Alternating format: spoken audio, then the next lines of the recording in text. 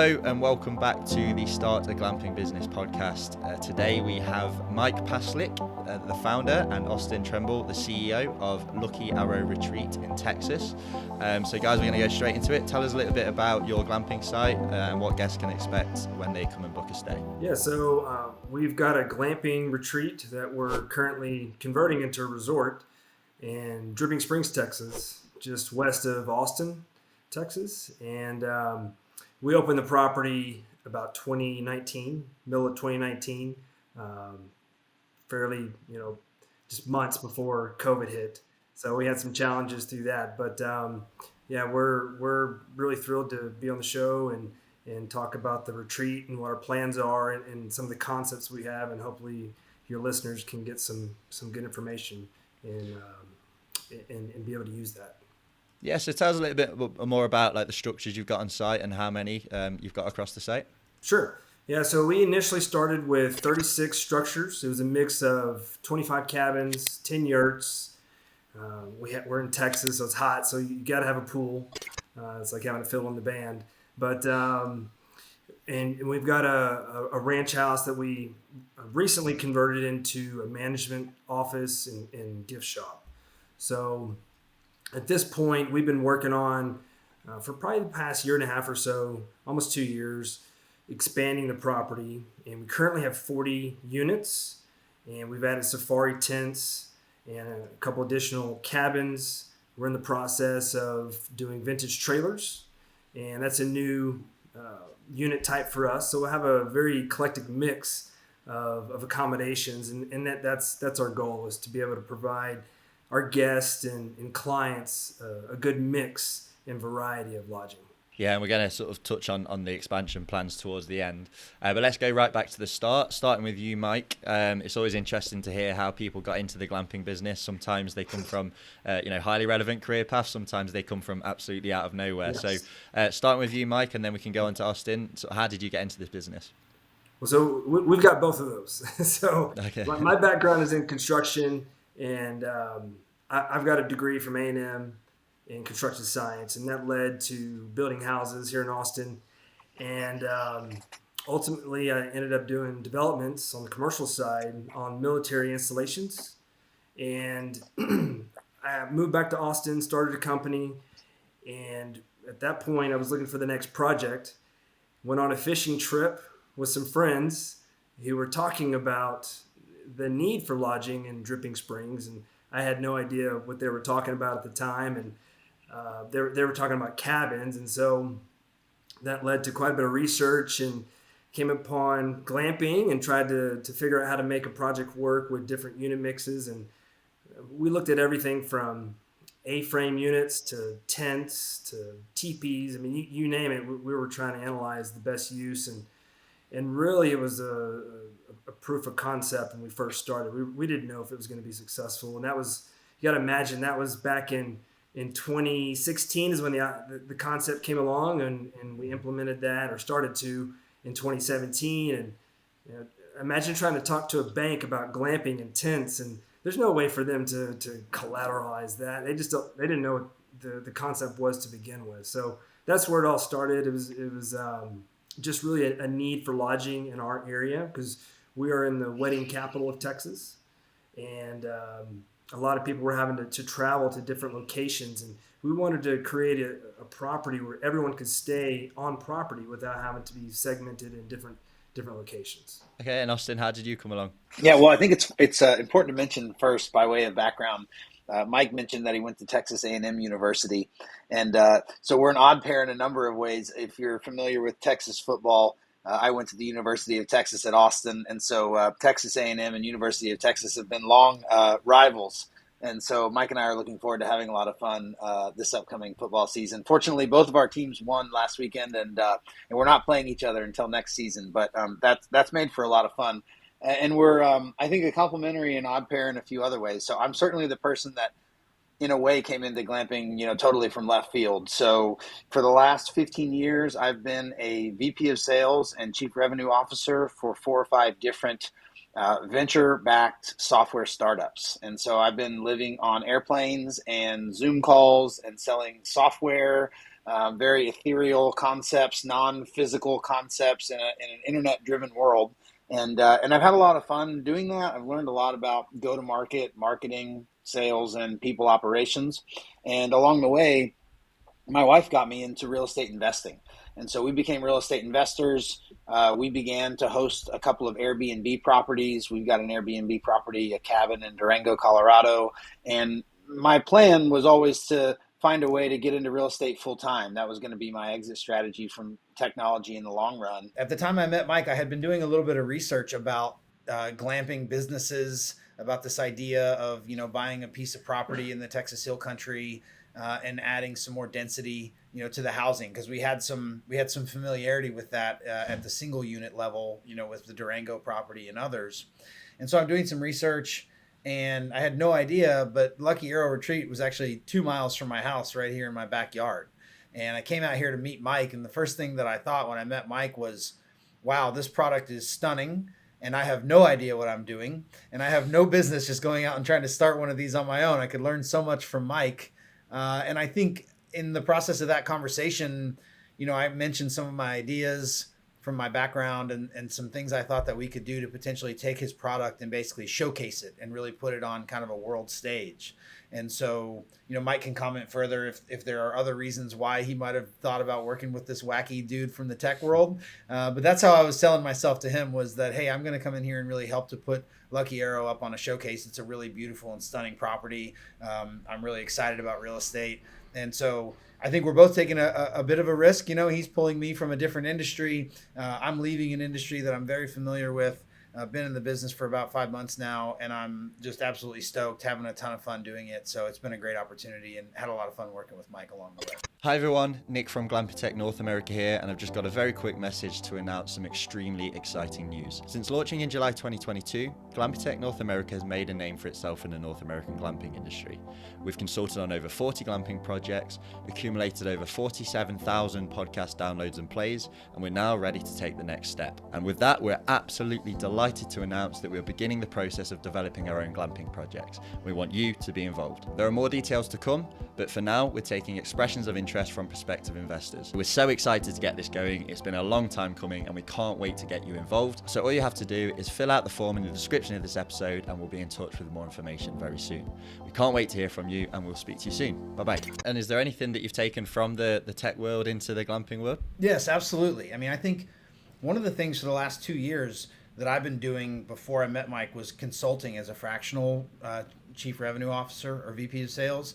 And in many cases, consulting for what I'll call more Main Street businesses. So yes, some tech companies, but also Main Street businesses that serve, again, real customers in the real world. And one thing that I found was there's a major lack of technology and automation when it comes to like the sales and people operations processes in these businesses. Now, I got to give Mike some credit. Lucky Arrow definitely has a much stronger tech stack, already had a much stronger tech stack than many of the others when I joined the business. But some of the very early conversations that Mike and I had already been having were, how can we bring more automation into our sales process? How can we bring more scalability into our sales process? And then candidly, one of the most basic things, how can we bring an outbound sales motion into our process? Mike's built such a beautiful property, and we'll get into some of the marketing things that he's already done and we're doing. But most of the business that we get from a corporate event and wedding perspective is folks who find us, call us, and say, hey, we're interested in booking an event. And so we've been running some experiments just in the first few months with saying, hey, well, what if we went outbound? What if we called people and told them about us and we tried to make an impact in that way? And that has already generated some great results for us, and we've been really excited with what we've been able to achieve there. Yeah, and we're going to dig into those kind of tactics later on. But just when it comes to the start of this business, Mike, you mentioned that you the conversations about this started in 2016. Glamping in 2023 is still very niche, and I still have to explain what it is to a lot of people. I imagine it was 100 times as bad in 2016, so I have no idea how you managed to pull it together, to be honest. So tell us about that startup journey. Was it self-funded? Did you go to a bank, and what was that process like? Yeah, it definitely was a challenge at that time, and our goal was to put together a private placement memorandum to raise the capital, and we did do that, and we raised just enough to get a bank loan, and it took about 25 different banks that we had to talk to in different conversations to find one that believed in the project and believed in the team that we had out there to execute. And so, it wasn't easy at that time. And, we've been able to prove that thus far, and we've been able to refinance the property into this next expansion. Okay, and so tell us a little bit about the costs associated with the first build. Obviously, you are planning to expand. A lot of people come into this with no sort of real idea of how much it costs to start a business like this. So could you just touch upon the costs associated with the initial phase one? Yeah, sure. So essentially what we did is we built a small town on 15 acres out in the country. And the property is on unrestricted land. So most of that falls back to the county level through getting the septic approved. And there are some limitations with that. And of course, each county is a little bit different. But we essentially put in all the utilities. You talk everything horizontal from propane, water distribution, electrical, et cetera. So some other entities we had to get involved in the design to put that together. And with the land, horizontal construction, vertical construction, we were about $4 million all in initially, and we spent a little over $600,000 on the land itself. So that kind of gives you a picture of what it costs. Yeah, and speaking to 25 banks, it's quite a common story of how people just have to just push through and persevere. Was there a point when you were sort of trying to raise the money that you were tempted to give in? Oh yeah. It's those. We had a deadline on our PPM to raise the capital, so there were a lot of nights up late trying to find investors, going through LinkedIn, talking to everyone I could possibly talk to raise this capital. And I ended up reaching out to a lot of former clients that I had worked for previously on construction projects and friends and family, and I had to do everything I could to hit that minimum. And we did it in the nick of time, but yeah, it was certainly a challenge. Yeah, and I think that's something to emphasize to the listeners as well, is just, as much as we like to think, sometimes it can just be, you can raise the money in one fell swoop with like an SBA loan or, a rich investor, but a lot of the time you really have to scrape together funding from various sources and speak to so many people.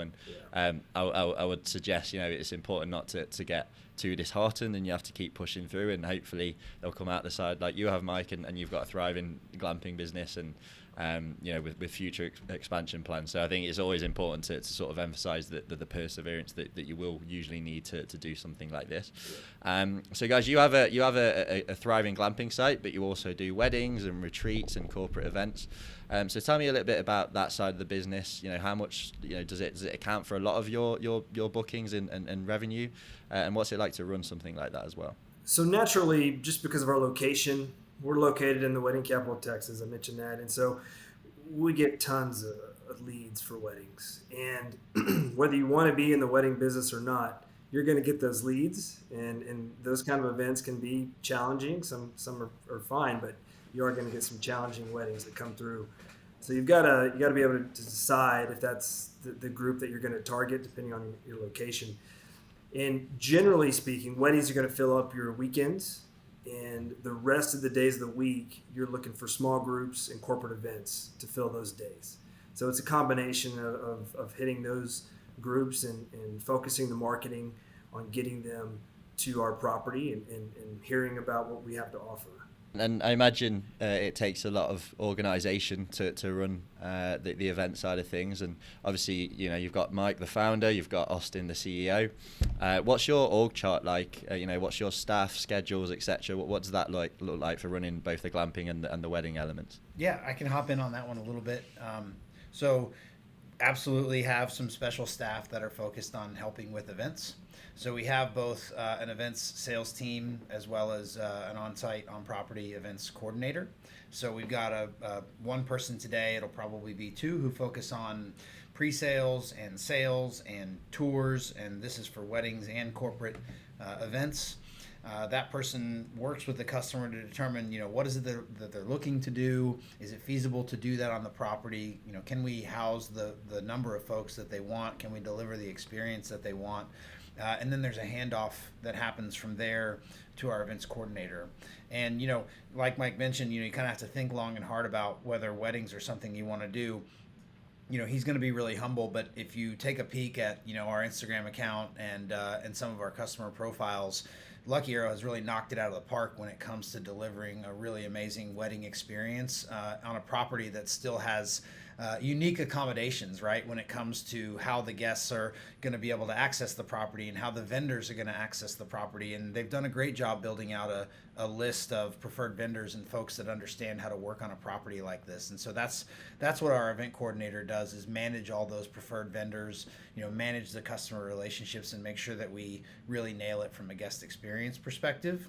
And then we have our front of house staff. So we have an assistant general manager who's in place right now, who's just an absolute rock star, and she's really the glue that holds everything together from an operational perspective. If something's not happening, it always ends up landing in her lap, and she has a smile on her face and just jumps in and knocks it out for us. I think we'd certainly be lost without her.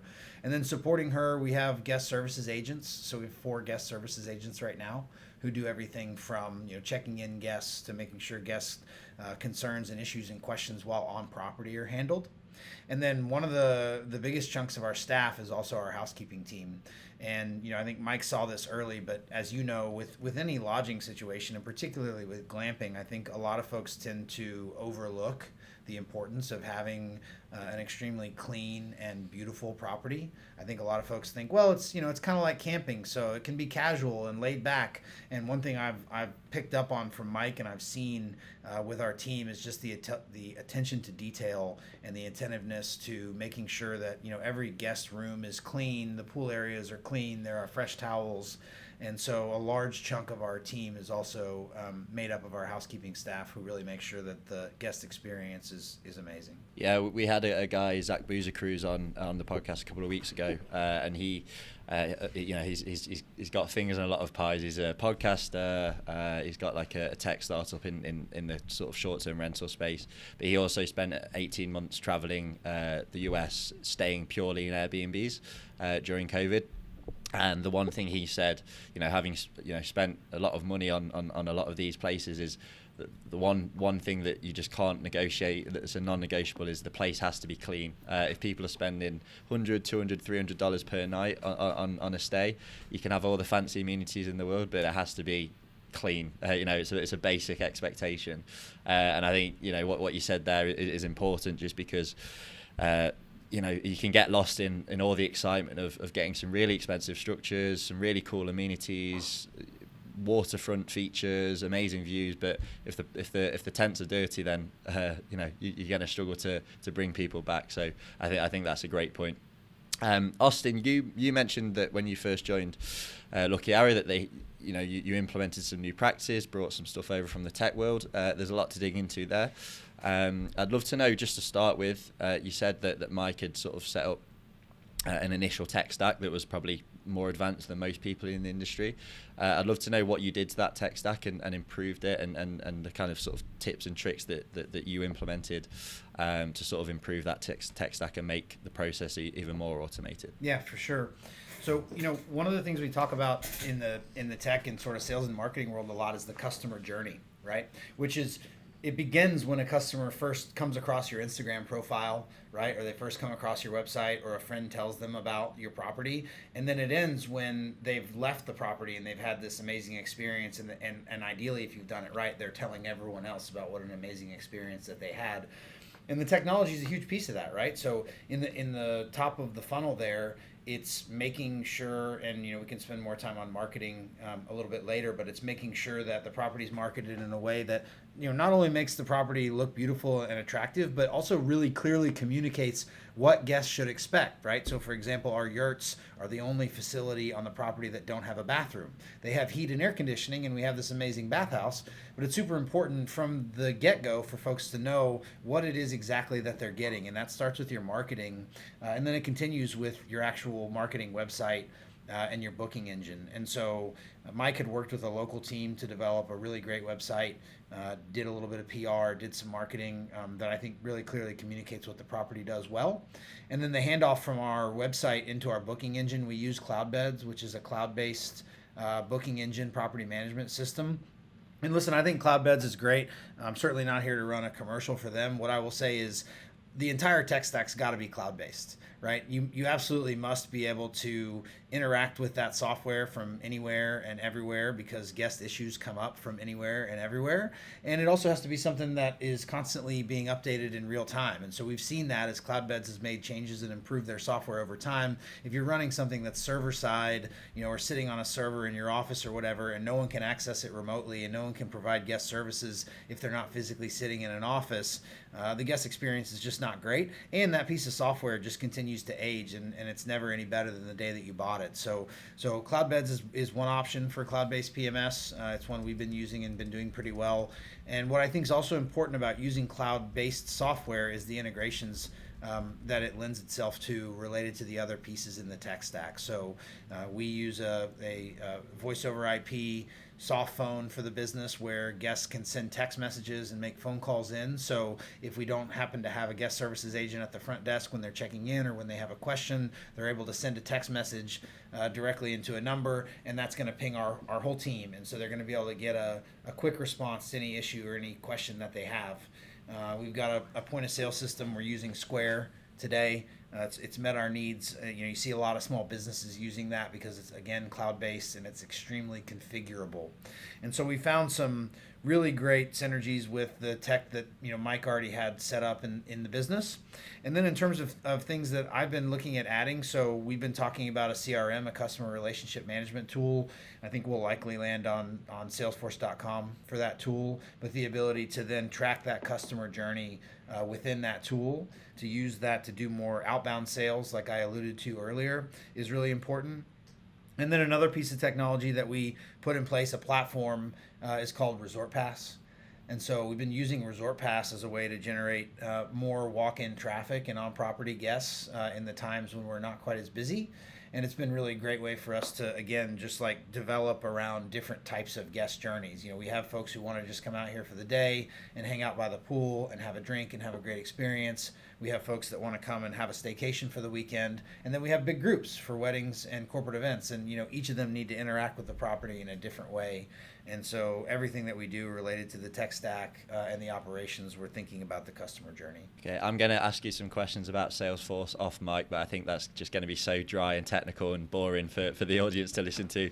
We'll leave that off the podcast for now. But yeah, that's interesting. I've never heard of any glamping operator using kind of Salesforce, HubSpot, that kind of sort of software. So I will ask you about that after. But you also mentioned when you came in, you started implementing some outbound sales tactics as well. Again, that's not something I've heard many operators doing. Usually it's relying on bringing people in through their own marketing and their own website, and then also obviously Airbnb and other OTAs. So tell us a little bit more about the outbound sales efforts that you're going into as well. Yeah, for sure. And if it's okay, I think I'll mention a little bit, or just double click on the Resort Pass thing a little bit, right? Mm-hmm. So, the traditional marketing for a property like this is going to be, paid media, social media, online marketing, online advertising, Facebook, Instagram, and all those channels. And one of the first things that we did, and Mike's heard me reference this number a lot of times, so he'll probably laugh, but we launched Resort Pass, which is a way for people to book a day pass to come out and enjoy our pool. And the reason I did that is, I'm 2 miles away and I had never been to Lucky Arrow Retreat, right? I'd never heard about it. I didn't know about it. Well, you wouldn't really, if you live right around the corner from here, you're not necessarily looking to go book a glamping staycation right here in your backyard, although now some people are, and it's just an awareness problem. And so I'm thinking to Mike, like, what could we do that's the most low-hanging fruit? And so we launched Resort Pass, and in the first 6 weeks of having Resort Pass live, we had 704 brand new guests on the property who had never been here before, who had never heard of us before, and 80% of them were local to the Austen, Dripping Springs, Hill Country area. Another 20% though were in surrounding markets within an hour or two. So San Antonio, Texas, we were finding people. I would walk out to the pool and introduce myself and ask how they found us. And we found people from all over. And so what's been really cool, and this really connects to the outbound strategy, is from that 704 guests that we've had on property, we've actually already generated 4 proposals for corporate events. And just about a week ago, we closed our first, I think, $20,000 corporate event where a CEO came on property He had this amazing experience at the pool. He had a frozen margarita at the bar. He saw how beautiful the property was, and he immediately said, hey, I want to talk to you guys about a corporate event. And so one of the things I emphasize, and this touches on technology and the customer journey, I emphasize with our team all the time that every experience that a guest has on our property, even if they're just coming out here to use the pool for a day, is actually a top of funnel marketing interaction that they're having with us. And that experience should lead them to the next experience and the next experience and guide them through the journey of doing more and more things with Lucky Arrow Retreat. And so I'm super proud of that, super excited about that. I have to give all the credit to my cousin, who's a senior executive at Hilton, for making that initial recommendation. We had plans to sell pool passes, and she was like, oh, you absolutely must check out Resort Pass. And so from there, I'm happy to chat just a little bit about, what we're doing with true outbound sales from our sales team, but I've talked a bit, so I'm going to pause just in case you want to go please another do. direction. Please carry on. Yeah, for sure. So, when I first joined, one of the first things that I did is sat down with our sales manager, and we just looked at a spreadsheet that contained every single lead that we'd ever captured. Anyone who'd ever submitted a form on our website who was interested, anyone who'd ever come on a tour, anyone who'd ever booked an event with us. And I said, where are you, I looked at all of her pipeline, I looked at all the deals that she's closing, weddings and corporate events, and said, where are you getting these from now? How's this all happening? She said, well, they're all coming in from the website. I get 2 or 3 a day. I call them. We have a conversation. I give them a tour. I give them a proposal, and she walked me through the sales process. And I said, okay, how much of your week every week are you spending on, going outbound to these existing leads and to other leads and everything? And she said, well, we really haven't done that very much. She said, we've just honestly been really busy with the leads that we've had, and we haven't spent a lot of time doing it. And so the first thing that we did is another tool in the tech stack is we launched a sales rep oriented outbound email tool called Lemlist. And it's Lemlist, and I could go on about the various tools available for that, indefinitely. So happy to chat again more about it offline. But what it allows you to do is send out an email. I can send it to you, Nick, but I could send it to 300 other people, but it looks like a very short and personalized note. Hey, Nick, it's Austen with Lucky Arrow Retreat. I noticed that you came out and did a tour last summer, and we didn't have the dates you were looking for. I was wondering if we might be able to reconnect. And you can actually write 4 or 5 emails in a sequence that are all going to go to you, Nick. They're all going to look very personalized, right? And we're going to give these little gentle nudges to you about setting up another time to have a conversation with us. And so we launched that. And the first thing that we did is we just went back to our existing customers, which is, could have been a little bit of a risk. But the good news is that almost all of our customers who've come out here for an event have had an amazing experience and were willing and interested to come back. They just get busy, right? This is not their main job of planning an event. A lot of times they have a million other things going on. And so we launched an initial campaign to, I think, 200 former corporate groups who have come out here for an event. And in the first 3 weeks of launching that campaign, we signed yet again another $20,000 corporate event proposal, and we generated, I think, 4 or 5 more proposals just out of that list. And so we're just going to keep doubling down on those efforts. Yeah, and I can tell, it's clear from a mile off how your background is in sales because, to some people listening, what you've said is probably revolutionary, that they wouldn't even thought about it. But to a salesperson, someone in sales and marketing, it's pretty standard practice, right? To sort of reach out to previous leads that have maybe gone a bit cold, send personal email sequences. I generally think you guys should probably be charging to sort of educate glamping operators on how to do that because it's something that you only really pick up in the sales and marketing world. So it's a really sort of great perspective to have that and how you've implemented that into a glamping business, which glamping operators, as I said earlier, you have a real mix of backgrounds, and not that many come from sales and marketing, and they aren't sort of implementing these techniques. So that's a really good insight. Thank you, Austen. Mike, I want to go to you. Austin's clearly come in, introduced a load of great new ideas. I'm sure there's some good decisions that you made early on as well, pre-Austen. So I want to know sort of when you were setting this business up and in the early days, was there one particular decision or idea that you implemented that you think has set you up for long-term success? Yeah, I think initially with a project like this, talking to other developers in the area, or other builders, or anyone that's done anything remotely similar to something like this is a good idea, just to try to get some insights there. Even if it's something as simple as trying to figure out what the entitlement process looks like in certain areas. I mean, all that information is crucial in trying to determine exactly what you can build and how you can do it. We essentially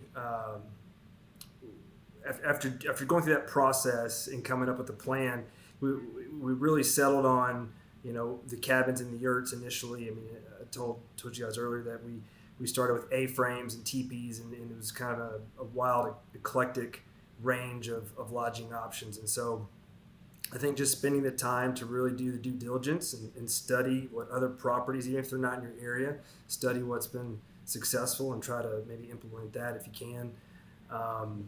But some of the probably the best decisions we made, I would say, is putting in a pool. Wish we would have had a larger pool.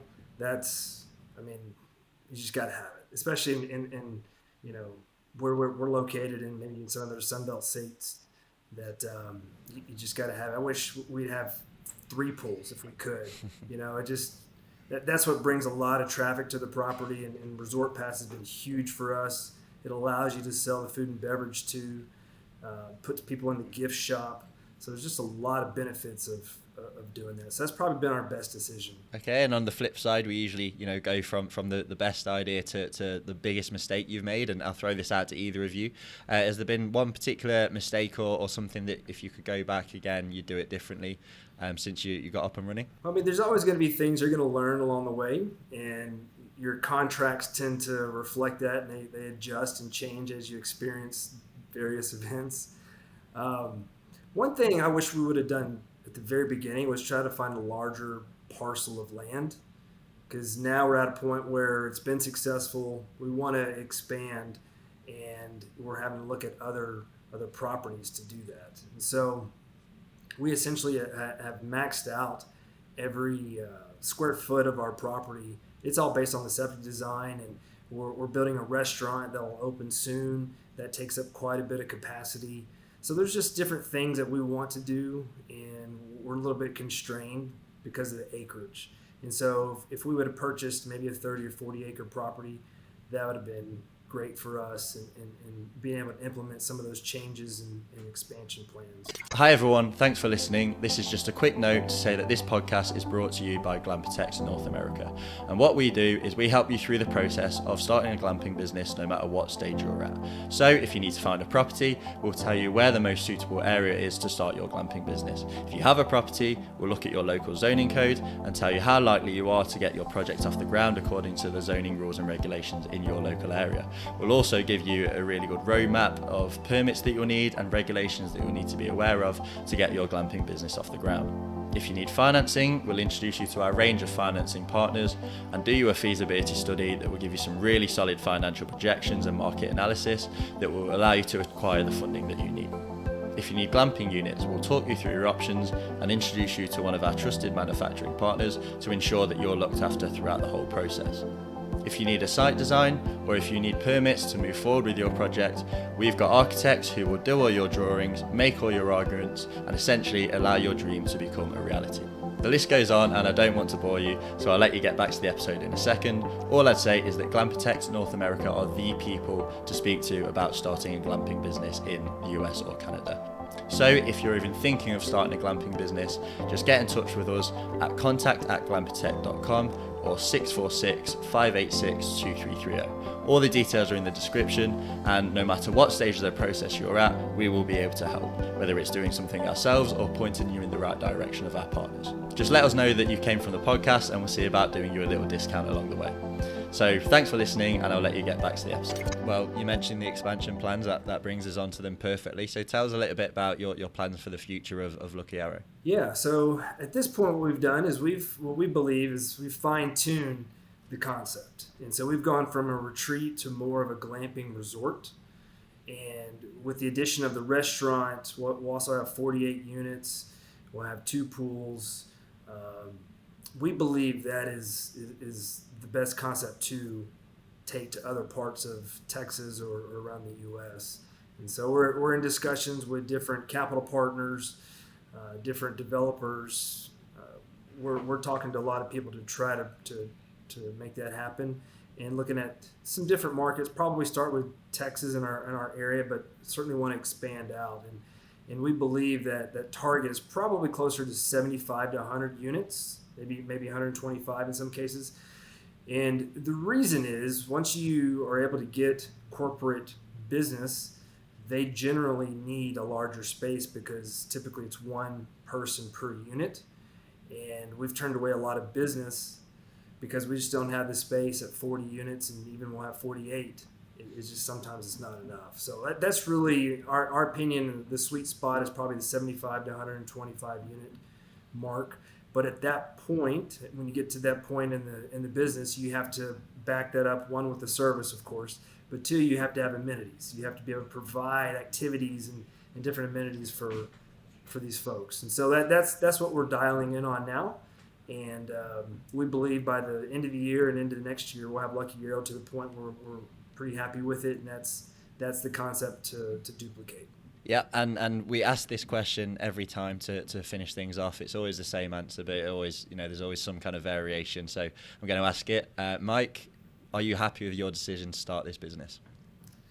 Definitely. I would say so, yes. I mean, we've done really well with what we put together, and we like the trajectory of the glamping industry. We think it's moving in a positive direction. There's plenty of growth, and we feel like we're a little bit ahead of the curve in some cases of this and this trend, and we're going to ride the wave as far as it'll take us. Okay, thank you, guys. If someone wants to book a stay or get in touch with one of you, how do they go about doing that? Yeah, so luckyarrowretreat.com is our website. We are at Lucky Arrow Retreat on Instagram and all of the socials. And those would be the two best ways to reach out and connect with us. You connect with myself or my sales manager, and we'll make sure to take good care of you. Amazing. And the link to the website will be in the description of this episode as well. Well, thank you both. It's been a while since we've done a 3-person episode, so that makes a nice change, and it was great to get some different perspectives today. So thank you again. Look forward to hearing about your expansion, and thank you again for your time. Thank you, Nick. Yeah, thanks.